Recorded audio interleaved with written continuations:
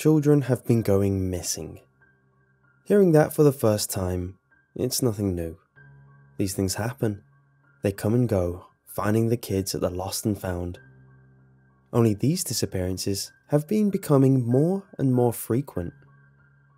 It might be too recent to assume that word of this dilemma has spread up to management. But yet again, it wouldn't be surprising if they already knew. It wasn't too long that Pogo the Clown was brought to trial and charged with those 33 horrific murders. In fact, it was a year ago. We seem to be living in a world running rampant with serial killers. Even the park's post office has been chained with security, under the suspicion that one of the Unabomber's presence would arrive. With more than 150 of them at least, the park's face characters are most at fault. Too many costumes walking around and taking pictures with these innocent kids. Management can never have enough. Now it's the beginning of the summer season. Intercom messages of missing children persist. The worst part about this? I'm the one who was assigned to be Donald Duck at just above minimum wage. Walt Disney World, 1981. That ain't worth it. Shooting the president over some kid. I mean, hey, I love Taxi Driver too, but... Donnie scarfed down the rest of his salad. He finished his rant. I mean, they cancelled the Academy Awards that night. You could have at least waited, John, you ass. I laughed, making sure Andy hadn't stolen his goofy mask again. He reached under his seat. Still there. I stood up, dragged the rest of my Chesterfield roach, and downed the rest of my water. I gotta go. Alright, man. I actually gotta go back out there in the heat. I just want the day to be over. 89 degrees and the humidity was high. Donnie tapped to the right of his nose. I got a gram. You want some? It was true that some of us functioned on uppers, but management didn't need to hear about that.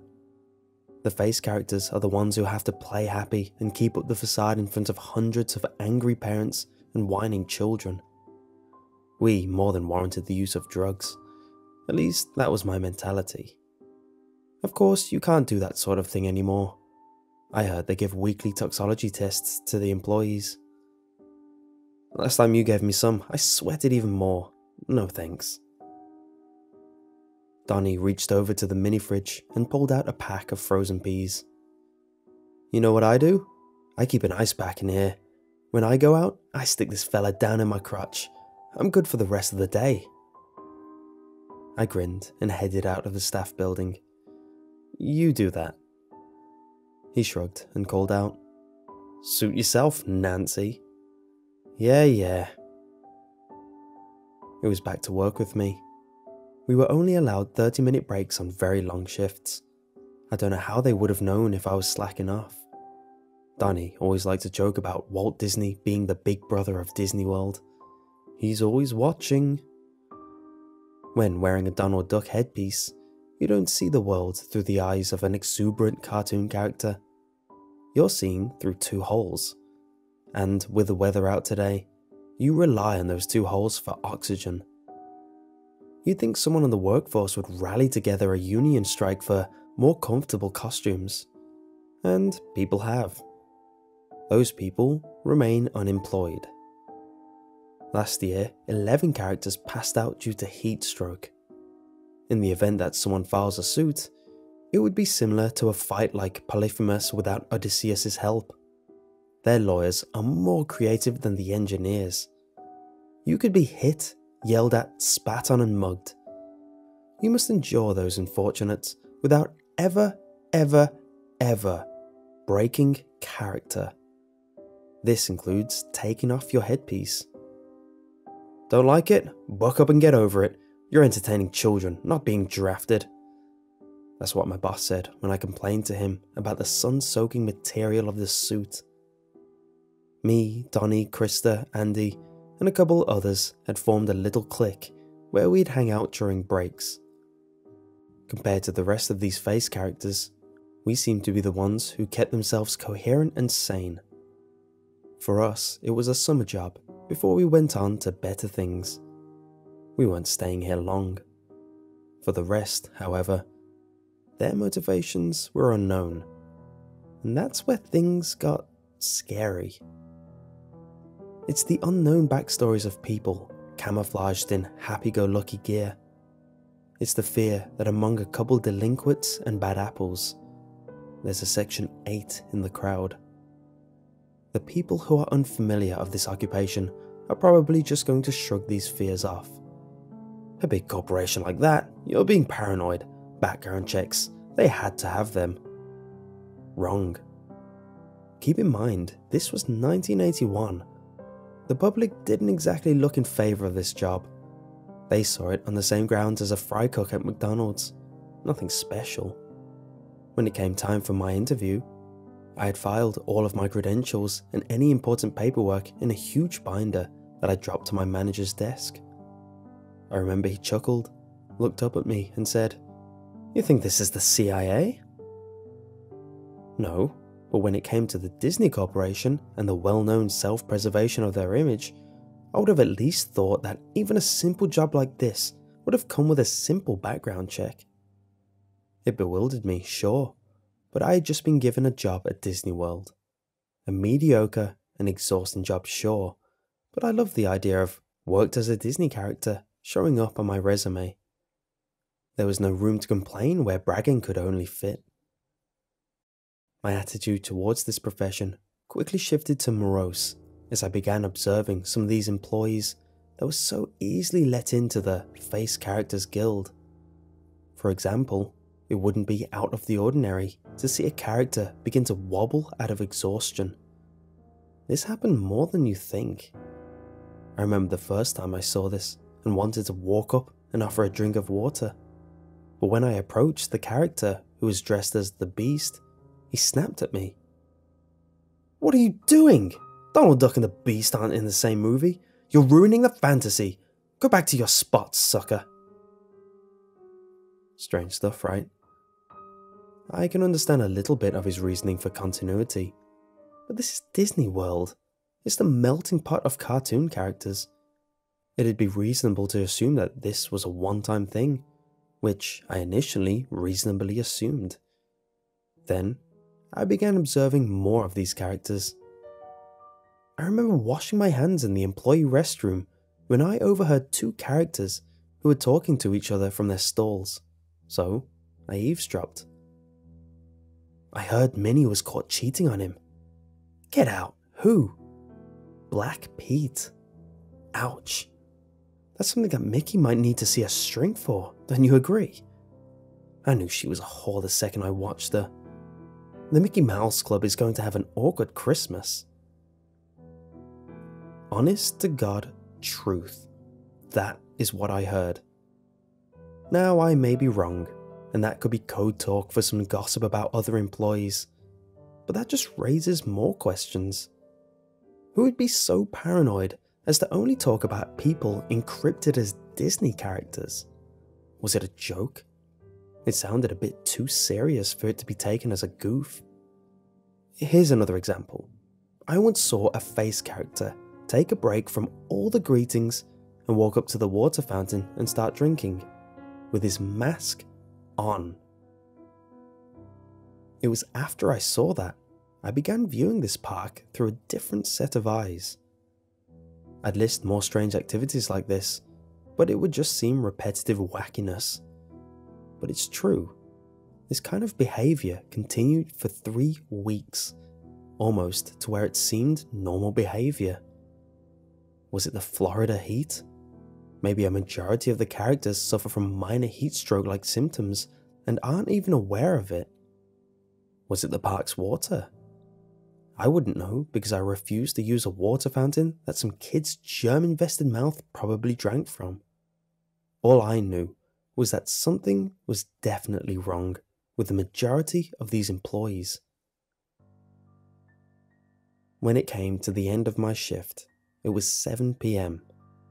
I was stuffing that atrocious duck costume into my locker when I heard my name over the intercom being called. My manager wanted to see me. "You been keeping up with this whole child abduction thing?" My boss paced back and forth, on edge. "It's pretty hard not to," I replied. "So it's confirmed then? There are abductions?" He sat down in his swivel chair. I remember he had a wet rag that he put on his forehead to cool him off. "This doesn't look good. And just to clarify, this whole influx of employees for summer wasn't my idea. You know, it was